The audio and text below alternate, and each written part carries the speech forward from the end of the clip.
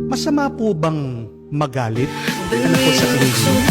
Is it a sin to get angry? Eh kung pinagbibintangan ka sa isang kasalanan na hindi mo naman ginawa, mapipigilan mo ba na magalit? Di ba hindi? Eh kung chinichismis ka, sinisiraan ka ng mga katrabaho mo, habang ikaw naman, nananahimik ka lang, ginagawa mo ang iyong obligasyon, mapipigilan mo ba ang magalit? Di ba hindi? Eh kung nalaman mo na i-best friend mo pa lang siya habit ng iyong pastor, mapipigilan mo ba ang magalit? Di ba hindi? Di kung nakikita mo na saktan ng tatay mo, nanay mo, minumuna niya, mapipigilan mo ba ang magalit? Di ba hindi? Di kung inisipan mo yung pinagpaguran mong pera, nakuha, habang inaabot mo, nakikiusap ka na, iniyak ka na, hindi mo na naibalik yung nawalan, pinagpaguran mong pera, mapipigilan mo bang magalit? Di ba hindi? Eh kung binubuli yung anak mo sa school, at pagkatapos, nung nagharap-harap kayo, pinapanigan pa ng principal yung mga nagbubuli sa anak mo, mapipigilan mo bang magalit? Di ba hindi? Mga kapatid, hindi po masama ang magalit, pero ang tanong, ano ang gagawin mo sa iyong galit? Kasi po kahit sa Biblia, hindi po pinabawal ng Diyos na magalit tayo. Yung ginawa tayo ng Diyos, kasama ang ating mga emosyon, ang ating mga nararamdaman. Tao tayo!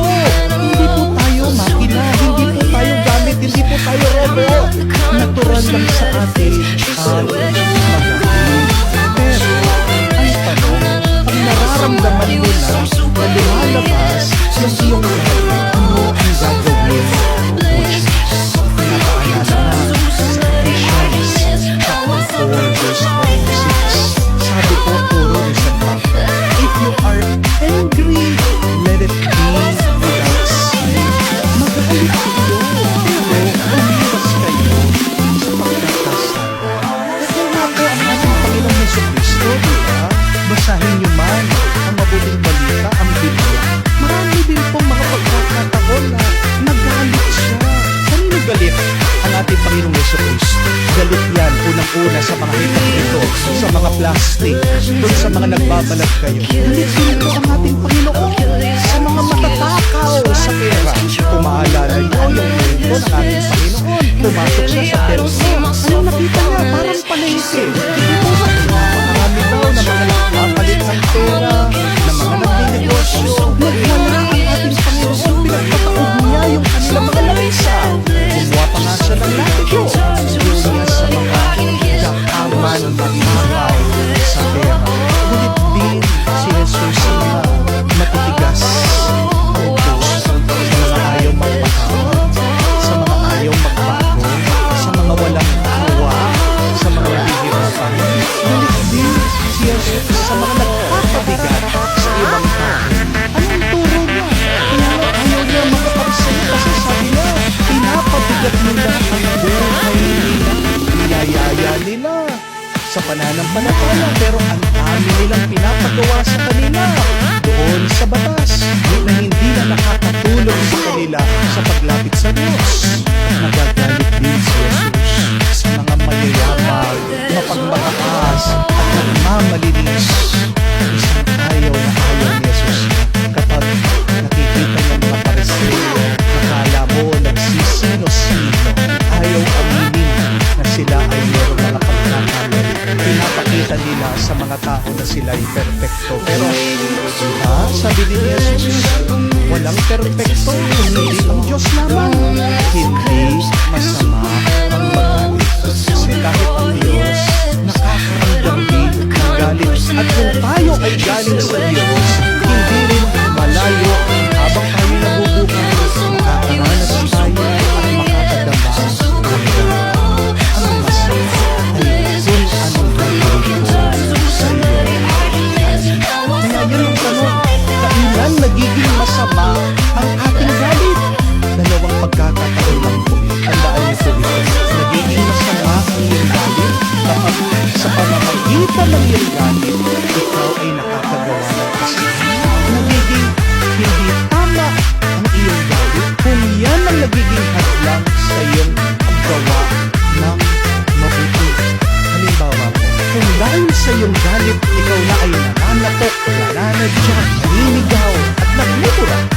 naman, sabi ni Jesus sa nabasa nating Ebanghelyo, ang mga nagsasabi ng unon sa kanila mga kapatid ay mapupunta sa Gehena, sa impyerno. Magiging masama ang galit. Dito, meron ng lumalabas na masama sa atin.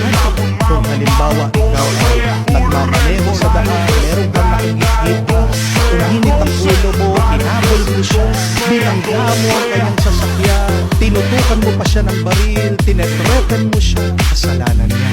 Kung dahil sa iyong galit, dyan sa iyong kapitbahay, nakita mo yung kanyang alagang manok, kinuha mo, ginawa mong tinola, kasalanan yan.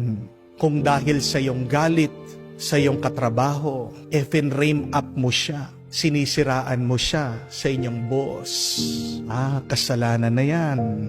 Pinapaalala sa atin ng Panginoon na nagiging masama ang galit kapag meron na tayong ginagawang masama sa ating kapwa. Pero pangalawa, nagiging masama din ang galit kapag nagtatanim na tayo ng galit sa ating puso. Sabi ko nga po, di ba? Lahat ng ating mga emosyon, lahat ng ating mga nararamdaman, bisita lang natin yan sa ating buhay. Ganyan din po ang galit. Huwag niyo pong ititira ang inyong galit sa inyong isip at puso. Let go of your anger. Welcome it, yes, but please, let them go. Padaanin niyo lang po ang galit sa inyong buhay, sa inyong puso. Tandaan niyo po, di ba? Meron 3 baitang or 3 stages of anger in our life. Una, yung inis or irritation. Pangalawa, yung galit o anger. Pangatlo po, yung sama ng loob or resentment. Natural lang po yung mainis. It is natural to get irritated. Bakit?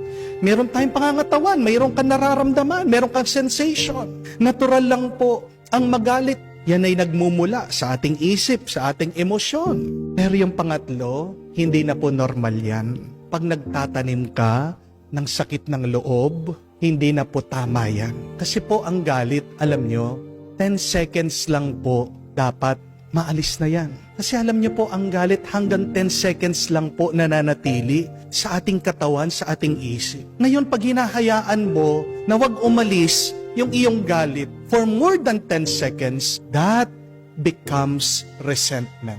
Pag hindi na umaalis ang galit sa iyo, pagkatapos ng 10 segundo, nagiging sama ng loob. At mag-ingat po kayo pag hindi na umaalis ang galit sa inyo. Kasi binubuksan mo na ang iyong kaluluwa sa demonyo, sa masama. Yan ang turo ni San Pablo. Sabi niya, do not allow the sun to go down on your anger. Pagkatapos nun, dinugtungan pa niya, do not give the evil one an opportunity. Sinasabi niya, pag nagtatagal ang galit sa tao, yan ang ginagamit na pintuan ng demonyo para makapasok siya sa iyo. My dear friends, if we allow anger to remain in our life, it will destroy us. At paano po nakakasira ang galit sa ating buhay? Dalawa po.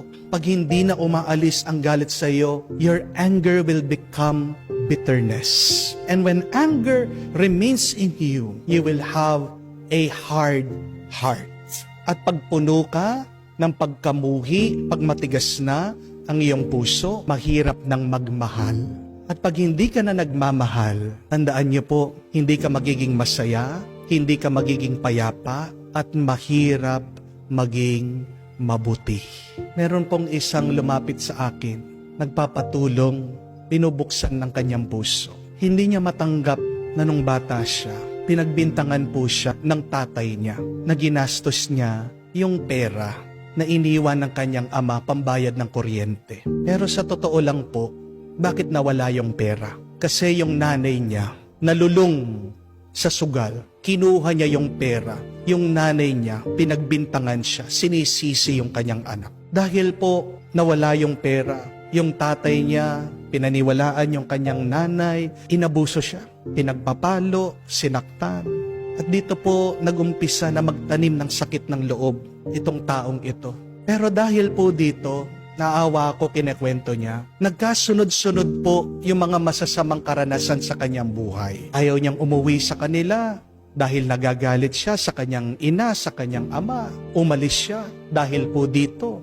Nakipagbarkada siya, maaga po siyang nabuntis, nagkaroon ng anak, nagkaroon po isang trabaho na hindi niya mapagmalaki, isang trabahong hindi marangal. At kahit anong gawin niya sa kanyang buhay, para bang hindi po siya pinapalad. At tinatanong niya, Father, masama ba akong tao? Bakit nangyari sa akin ito? At pinaalala ko sa kanya, hindi ka masamang tao. Napasama ka lang dahil hinayaan mo ang galit manatili sa isip at sa puso. Mga kapatid, pagkaliit-liit man ng galit, pag tinanim mo yan, mag-uugat, tutubo, mamumunga. At wala pa pong naging magandang bunga ang tinanim na galit. Tandaan niya po yan. Kaya nga po, napakaganda ng paanyaya sa atin na bago man tayo magdasal, bago man tayo mag-alay, bago man tayo magpuri sa Diyos, kailangan natin suriin ang ating mga puso, ang ating mga kaisipan, ang ating mga damdamin. Meron pa ba akong galit? Kanino ako sumasama ng loob? O baka naman merong taong masama ang loob sa akin?